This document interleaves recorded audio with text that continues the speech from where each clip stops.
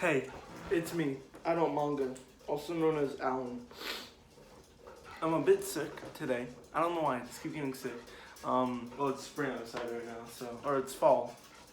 You know what, whatever, I don't have to explain it to you. I get the sniffles, okay? Today, we're counting down my top 10 favorite manga of all time.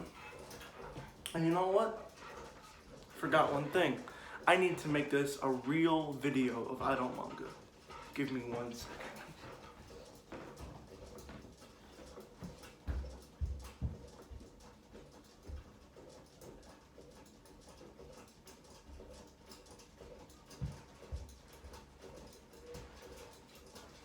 I have it.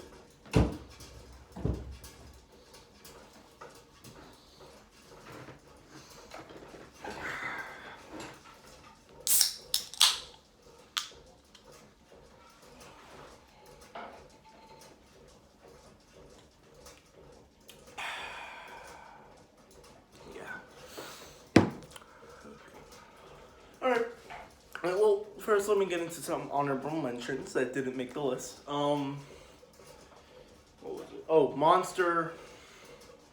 I think that was it, really. They're the only one I really care about. Oh, Monster and Dr. Stone, they didn't make the list.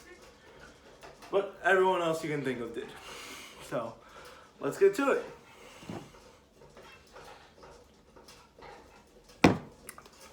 At number 1, or no, not number 1 yet. Woo. At number 10, we have Zomb 100.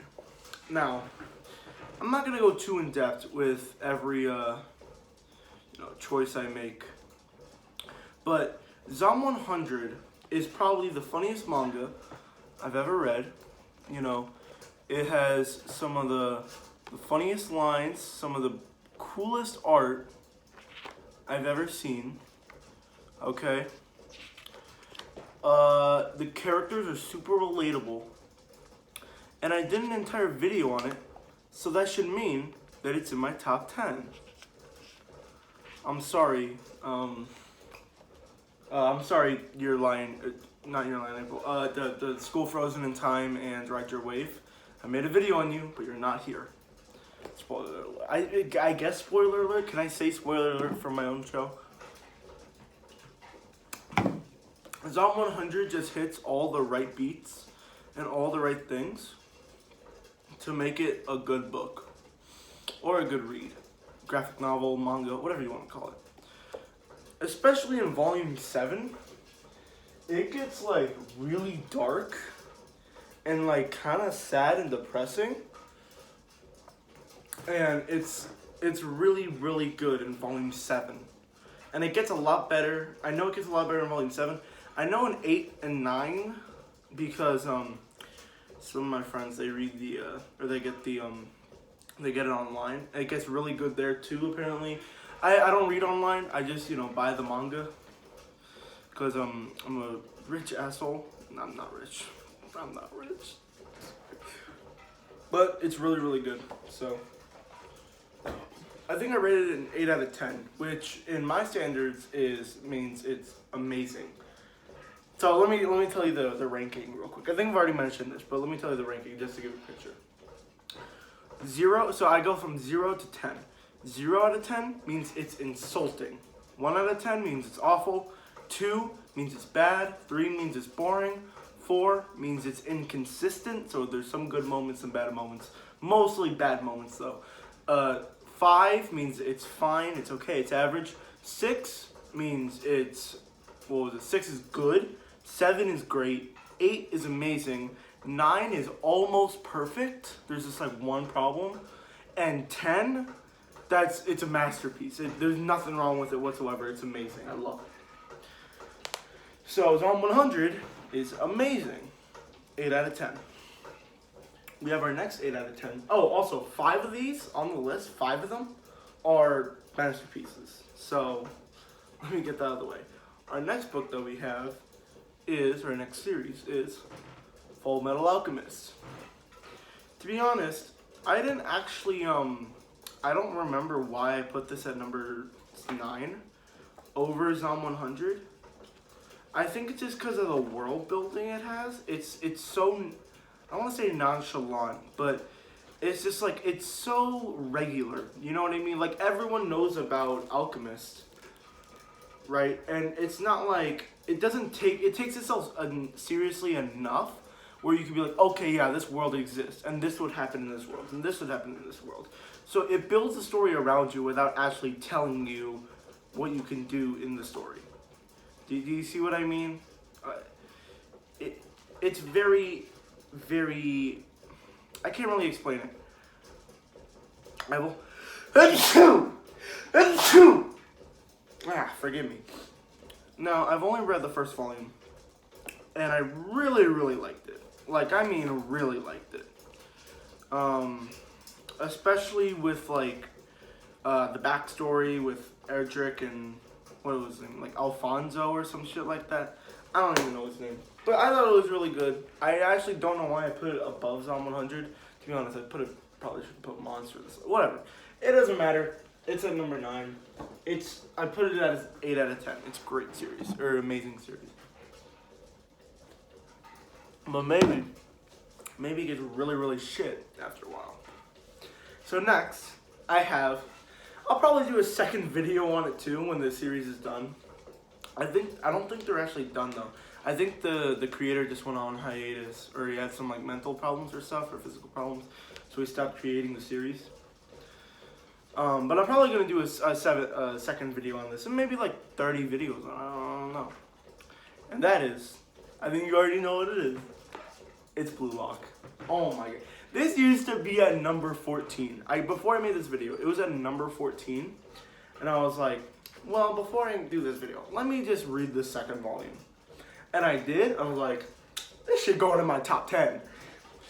It's so good, bro. I put it at 8 out of 10. It's so good. It's amazing. Oh my god. I was literally reading it in my bed, and I was like I was about to jump up and down and tear up all the walls because of how good it was. It's so freaking amazing. Like, God, I could talk about this series forever, and I've only read 2 volumes. 2, that's it. Some of the other series I've read multiple volumes. Well, no, this series I've read 1 volume. That one I read 2. That one I read the entire thing. Basically, okay, well, you know, we'll get to it. But Blue Lock, it's so good, man. The art is amazing. The character designs are amazing, okay? And the way they create, how do I explain this? The level powers are amazing, okay? Like it's believable that these characters would actually win. Like, it's not like Demon Slayer where Tanjiro just suddenly gets a thought from his dad on how he like made fire or whatever, and then he does it. Like, they don't even call back to it. They don't even show it in a different scene. It just happens, right? It's not like that. Like, it's actually believable. Like, they make a plan and they train and they stick to that plan and then they use that plan and then they win. Like, it's actually believable that these characters would like actually win, and it's so fucking cool. Holy shit! I think I have a bit too much Dr. Pepper.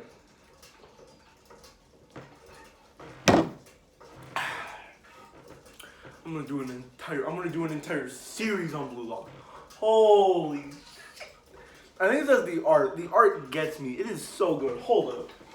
I need to show you some shit. Let me get volume 2. Because in volume 2, the art really shines. Let me get, wait, hold on. I think it's at the end where that panel of Isagi.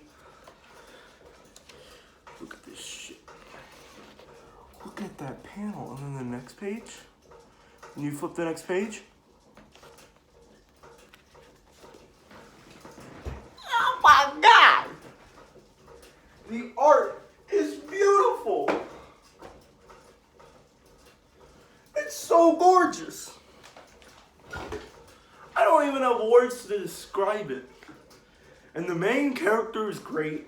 I mean, okay. Let's get into the one glaring issue. The characters, like the side characters, like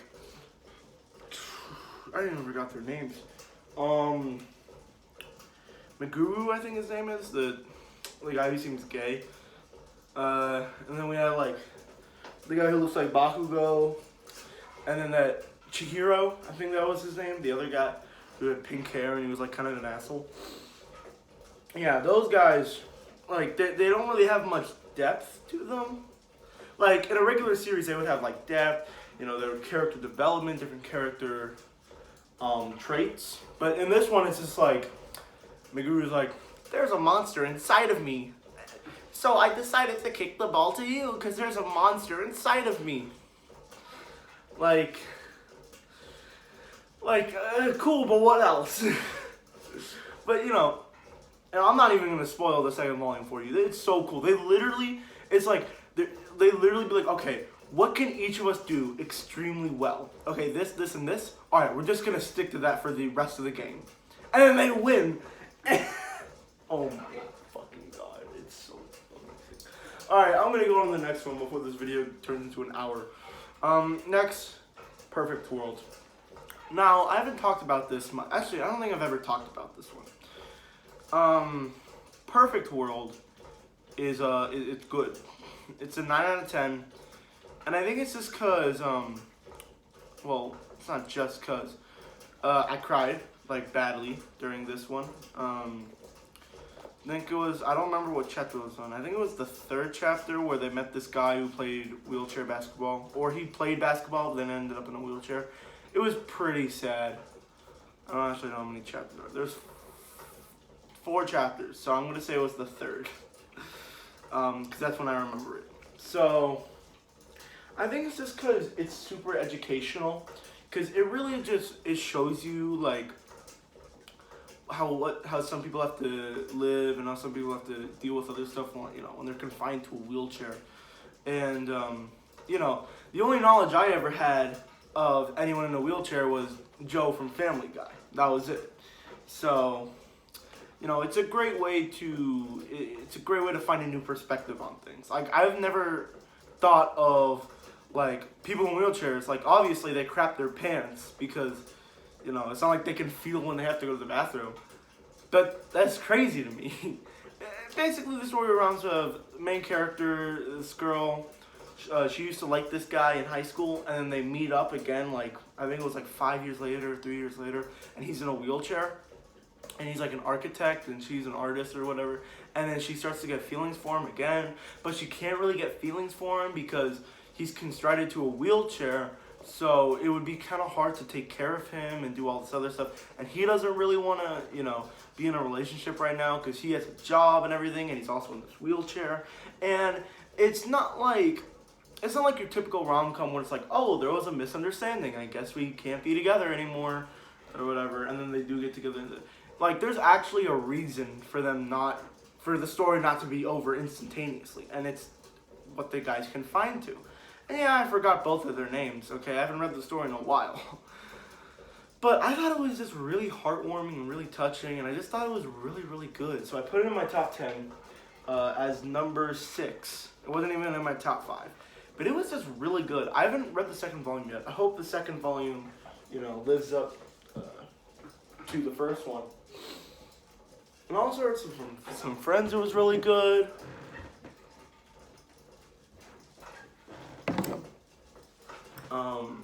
I know this one girl who really liked it, and she said she read the entire thing, and she said she loved it, so I was like, yeah, I might as well pick it up.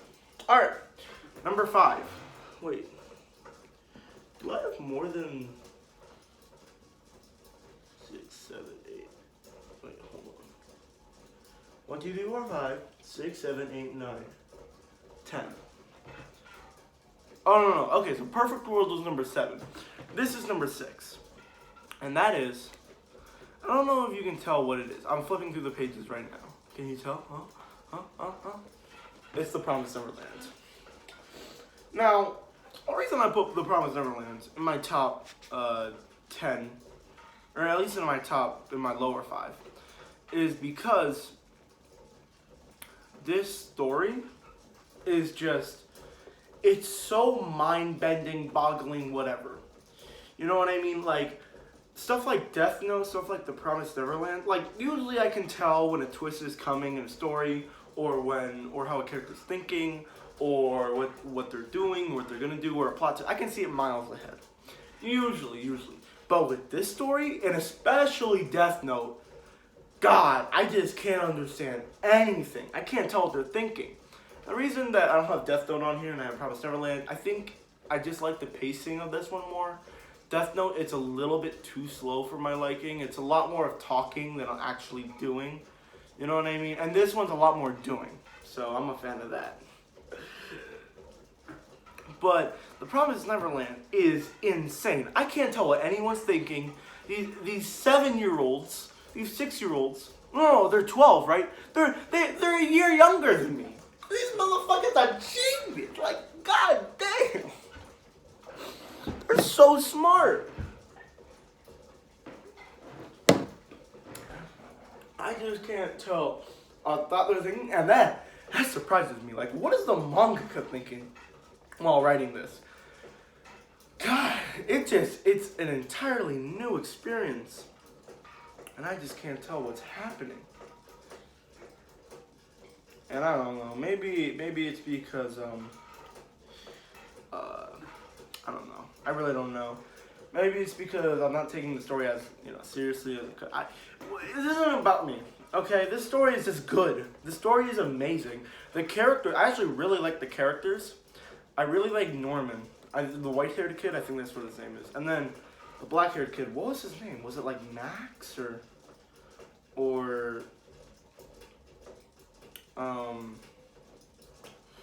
forgot his name. But I think it was Max or someone like that.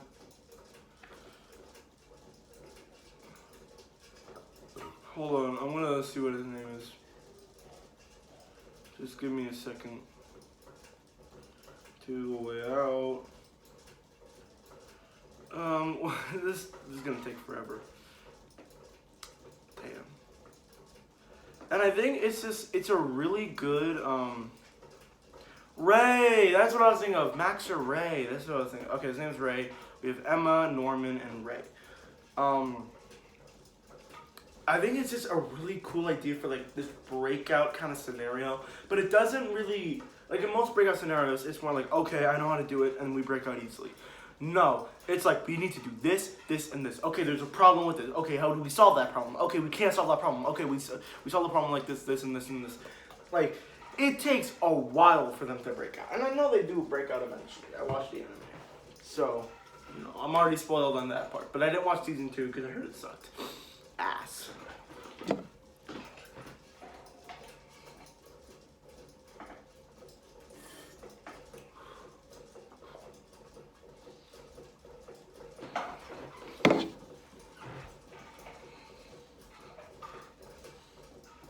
Alright.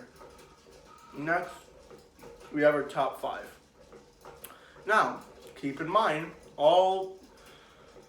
each one of these guys in the top 5, I consider a masterpiece.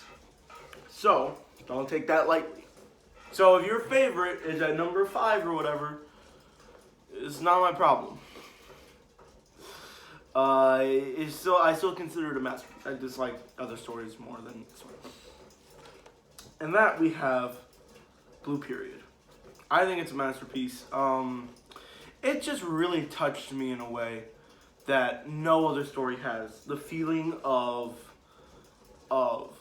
remembrance, the feeling of you can't do anything about it. Like I remember in boxing, in boxing, I had this really big fight where I had this sparring guy. I was sparring this one guy who was 20 years old, and he beat me up bad. And after that fight, and like days after that, I thought I was talentless. I didn't think I could do anything. I thought I was terrible. I just couldn't. I just didn't accomplish anything. And then when I was reading this story, he's going through the exact same things as me. There's one point where he thinks he's doing good. He has good art, and then he goes into this one camp, and then he's told, or he goes into this college, and he's told, leave all of that behind. Don't just stop doing what you're doing. Don't, make art, just forget everything. And, and every single time he builds up that confidence, and every single time he starts learning new things, he has to learn another. He has to do something else. It's destroyed. And I love the way the mangaka and the manga depicts what talent is. Talent is something you're born with. That's obvious. Talent is something what you're born with. My idea of talent is talent can only be acquired, or maybe talent can only be realized if you put in that work. You're not just gonna one day pick up a soccer ball and be able to be, a pro soccer player, or pick up anything really and just be pro at it. That cannot happen. It doesn't happen. You actually have to put in that work. That's what I think. And it shows both sides of the spectrum. We have Yaguchi, I think that's what his name was. Yaguchi, who has no talent whatsoever. He was terrible at art before, before he actually tried putting his mind to it and working on it, and he starts actually gaining skill level, and he's actually able to create masterful pieces that are really good. But on the other side of the spectrum, we have another guy. I forgot his name. Let me see. Oh wait, Takahashi. That's his name, Takahashi. Yeah. Takahashi. He is talent. He has talent. He has a lot of talent, right? And it is explained by that, but obviously he also put in the work. It's not like he was just amazing at art first day. He also had to put in that work. And talent can be an insult, it can be a curse, but it can also be a gift. And I love how the story depicts it, and I love how it shows you and doesn't tell you. God, this story is so good, man. I'm gonna do a video on it. Don't worry about it. The top 3 series that I made, that are in the top 3, I did a video on. Well, no, top 2. No, whatever. All right, number 4. We have Alice in Borderland. This series is so good. I gotta tell you, it's like if Danganronpa was actually good, but didn't. Okay, what I mean by that is, you know how in Danganronpa, it's all about despair and hope or whatever the fuck, And one of my least favorite parts about Danganronpa is the way they just tell it to you. They just speak it. They're like, well, the despair is battling the hope, but the hope cannot survive without the despair. And the hope is battling the despair, and I hope that the despair will not hit because I am feeling the ultimate despair. Come on, have some better writing. And they touch upon those themes in Alice in Borderland, but they actually don't tell you. They actually show you, and they make you figure it out for yourself, which I absolutely love. Thank God. Second, one of its main themes is, in the story, is just how you spend your life. What is life to you? What is the importance of life, and how are you going to spend that time, right? Because you have your 3 main characters, and they basically hate their life. They do not like it. The main character really hates their life. He does not like it. His brother gets all the fame. His parents don't like him, and his 2 friends, they love their life. One of his friends, I think he's a bartender, and he has great friends, and the other guy, he's just this pervert who, gets to perv on girls, and they both love their lives, and he's the only one who's, dissatisfied with it.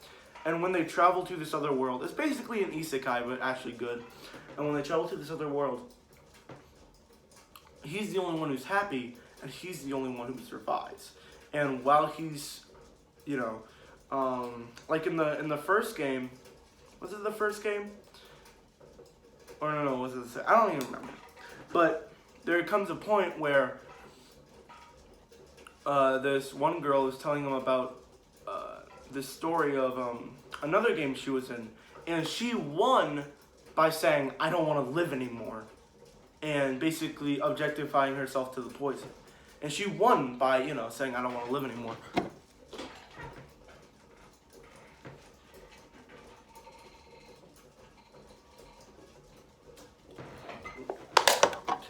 And that's just how the story breaks your heart little by little by little. Especially, like, there's an important part where these characters die or whatever. Right? And it's sad. Like, it is sad. It got me crying hard. And I remember after I read that chapter, I put down the book, I put on some clothes, and I went for a walk. Just walked around the neighborhood. It was really nice outside, too. And I just went for a walk. That's all I did. And that was and it definitely changed me. This story definitely changed me. I know it's pretty shitty, or it's usually not even true when some guy's like, oh yeah, this manga changed me.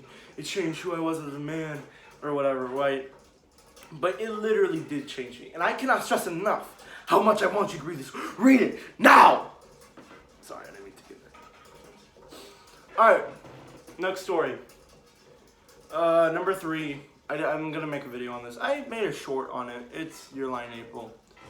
Oh my god, is this story good. God, it is just so good. The only problem I have with it, the art is a bit basic. That's it. But I don't even care about that. Everything else makes up for it. The story, the characters, the emotional moments, the way they picture music. Like, when I'm reading the story, I can actually picture what the music in my head that they're playing or whatever, right? The character relationships, the dynamics, the way the story moves, the competitions, the side characters. Oh my god, the pacing! Oh my god. I'm not even going to spoil it for you. There's one character, and she sadly passed away. And obviously, when a main character dies, it's up to the author to make it sad, or the mangaka. And he did. He made it really, really sad. I fucking hate him for that. He made it really sad.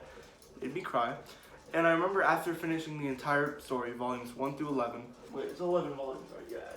Volumes 1 through 11. That I would just go around my house and just, like, look around the walls and just take the scenery from the house. I'd go out for walks, and it felt like I lost a family member. Like, remember when my dog died? That was, like, like, I felt that when my dog died. And this is a fictional character. And I go for walks and stuff, and I'm like, can't believe she's gone.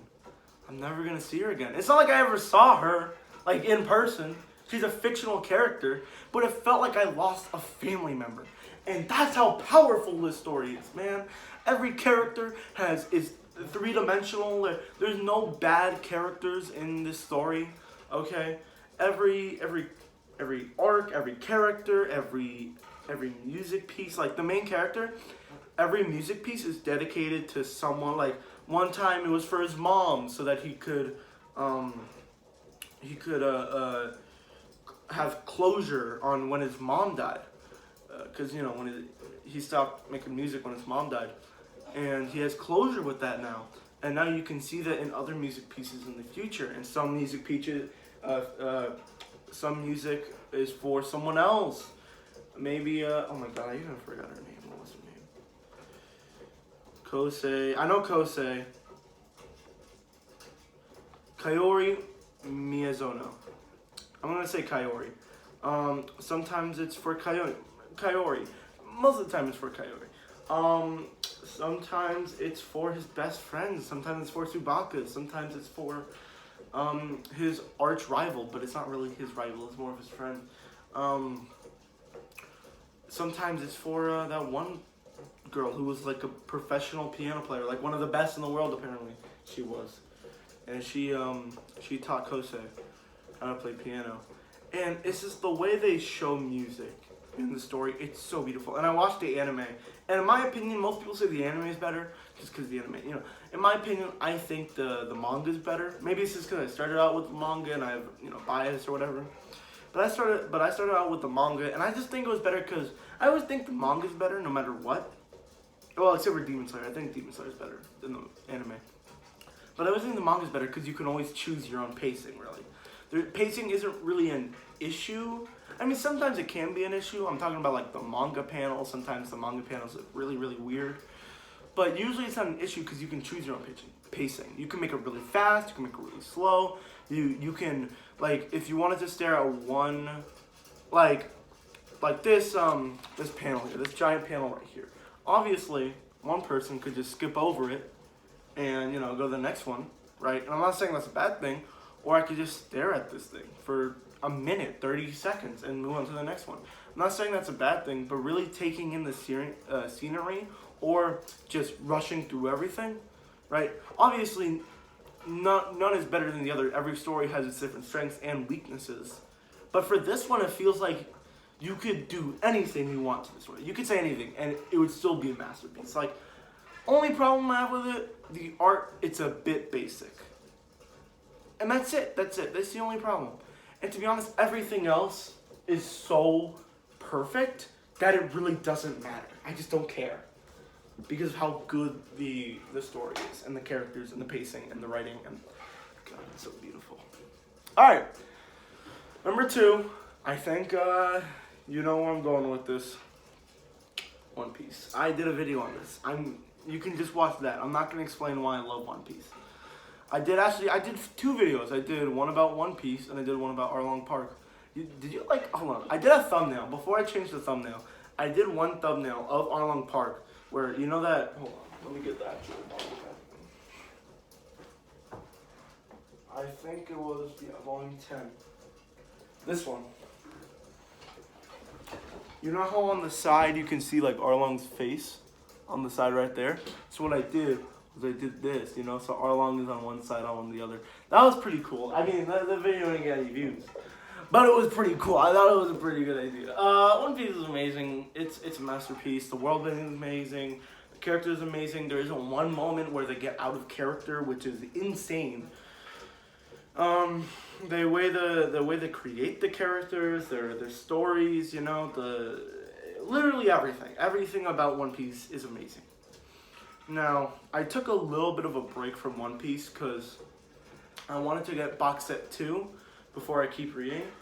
Only reason for that is because I know I'm going to get hooked so much. I'm going to get, like, so hooked that I'm going to, like, after box set 1, I'm actually going to buy box set 2 for $400 on Amazon.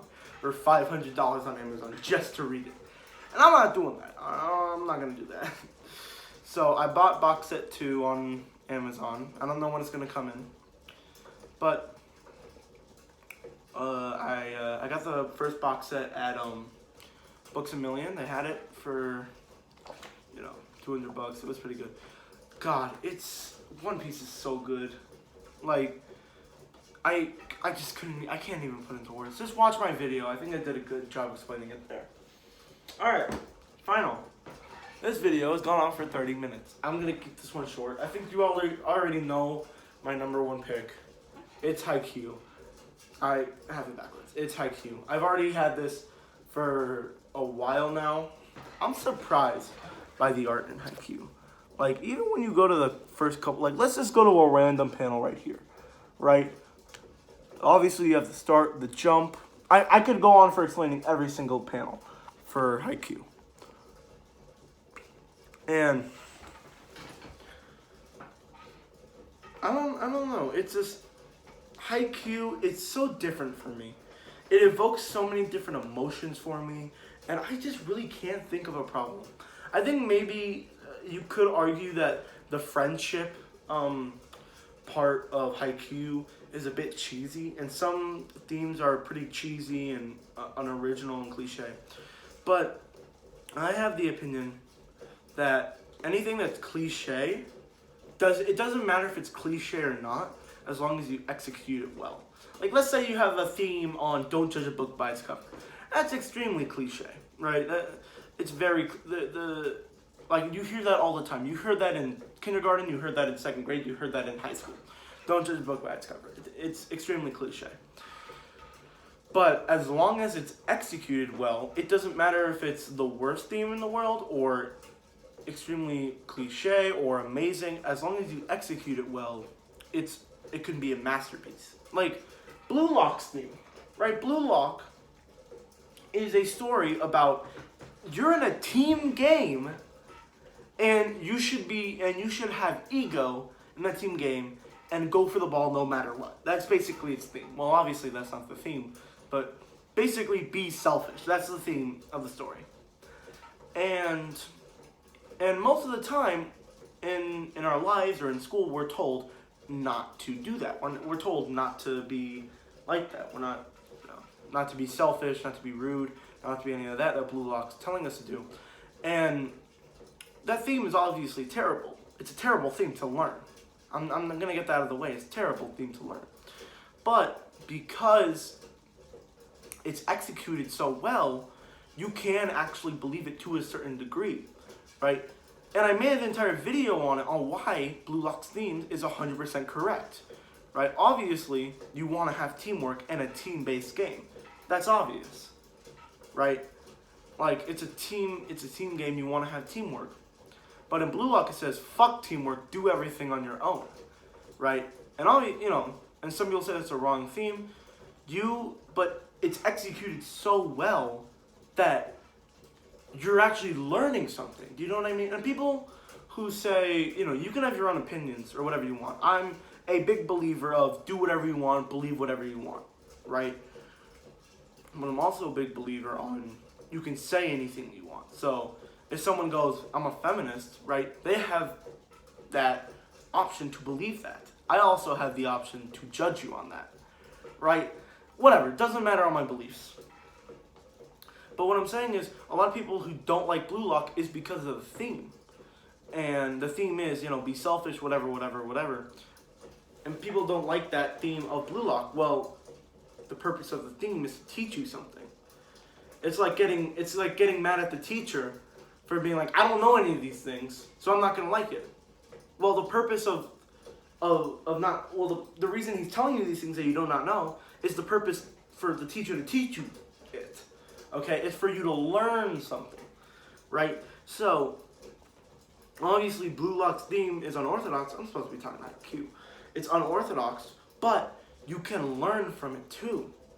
So that's why a cliche theme has a little bit of a disadvantage, because we've been hearing it our entire life. We've been hearing "Don't judge a book by its cover" our entire life. That's not a theme in Blue Lock. Blue Lock, well, at least with Hinata, you can say "Don't judge a book by its cover," because everyone's like, oh, look at that short guy. How was he a middle blocker? Thought he'd be a libero or a libero. And then he literally jumps like 1 billion feet in the air and spikes the ball to the ground.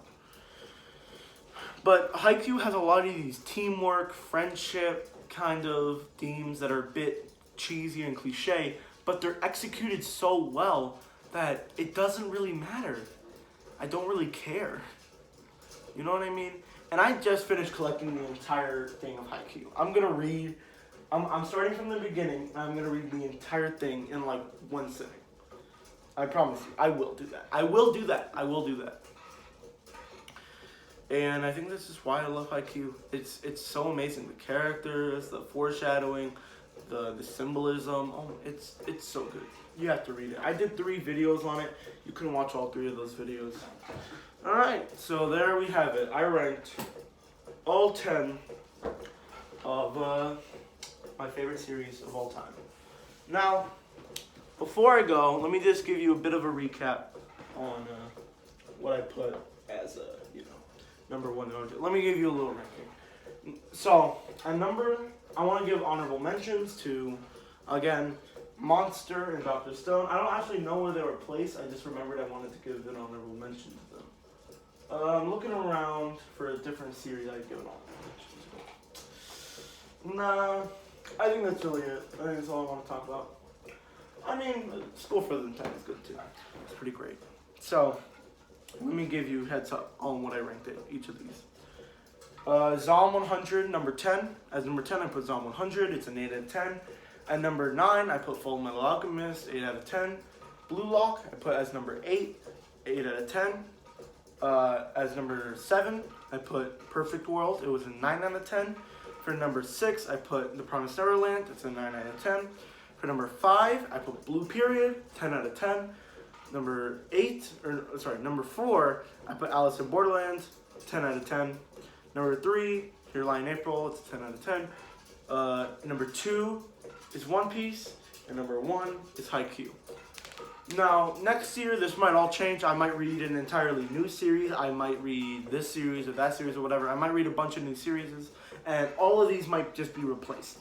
Right? Haikyuu might be number 11 by the end of next year. Who knows, right?